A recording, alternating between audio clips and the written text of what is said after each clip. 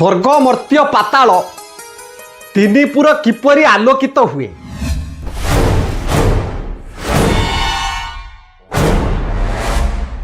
पुराण प्रथा अनुसारे कल्प कल्प वर्षर कथा जेतेबेले एही ब्रह्मांड चान्यान्धकार थिला, घोर अंधकार थिला, नथिले सूर्य, नथिले चंद्र, नथिले ग्रह तारा, मनुष्य जीवजंतु केही नथिले। सेतेबेले सेही महाशून्य रे धूम्राकार वर्ण परि देखा जाउथिला।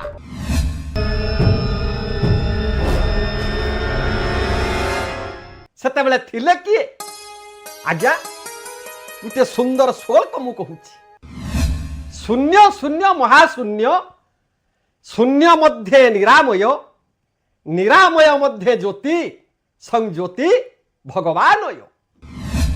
आज्ञा शून्य उपरे महाशून्य अछंती, सेही महाशून्य उपरे एक निरामय स्थान अछि। निरामय स्थान कहिले आपण माने कोन बुझंती ना? जेउ स्थान को शब्द भेद करि पारे नाही, निशब्द बोली कहा जाए, सेही स्थानटा होछि निरामय स्थान। सेही निरामय स्थान रे संज्योति एक ज्योति आज्ञा सदा सर्वदा जळुछंती।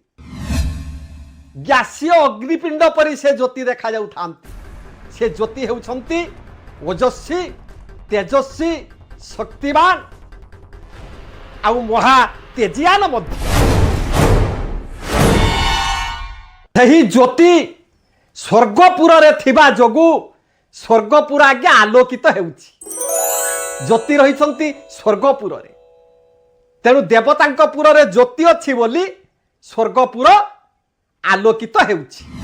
जदि आमे मर्त्यपुर कथा कहिबा, मर्त्यपुर रे सूर्य चंद्र आतजात हेउछंती।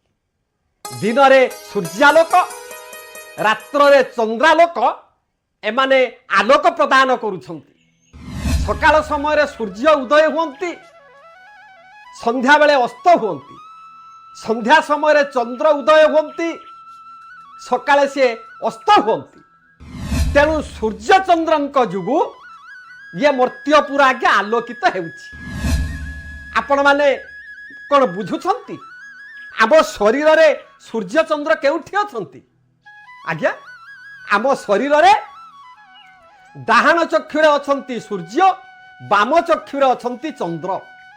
जहा फल रे आमे चल प्रचलन करि पारुछु, पाठ पढ़ी पारुछु, जीवा आसीबा करि पारुछु, सबु द्रव्य को आमे देखि पारुछु, कारण चंद्र सूर्य आम शरीर भितर अछंती। जेउ माने अंध सेमानंक पाखरे चंद्र सूर्य नाहंती, किं कर्तव्य विबुड़ परि सेमाने स्थाणु परि रुहंती, सर्वत्र अंधकार सेमानंकु देखा जाए।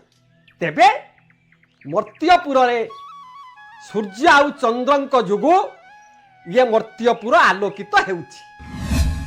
पातालपुर कथा कहिबाकू गले पातालपुर को नागपुर बोले कहा जाए। पातालपुर रे राजा हेउछंती अनंत। हेममय सिंहासन उपरे से सदा सर्वदा विराजमान करंती।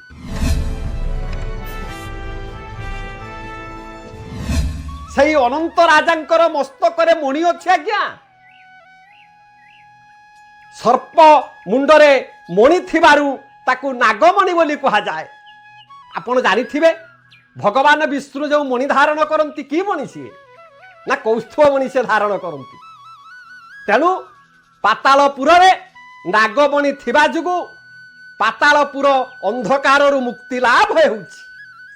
सेही नागमणि रो ज्योति ता प्रभाव रे पातालपुर आलोकित हेउछि। तेबे मोर दर्शक बंधु, आज आपण माने जानिले स्वर्गपुर आलोकित हेउछि, ज्योति अछि। मर्त्यपुर आलोकित हेउछि, सूर्य चंद्र अछंती। पातालपुर आलोकित हेउछि, नागमणि अछि। जय जगन्नाथ।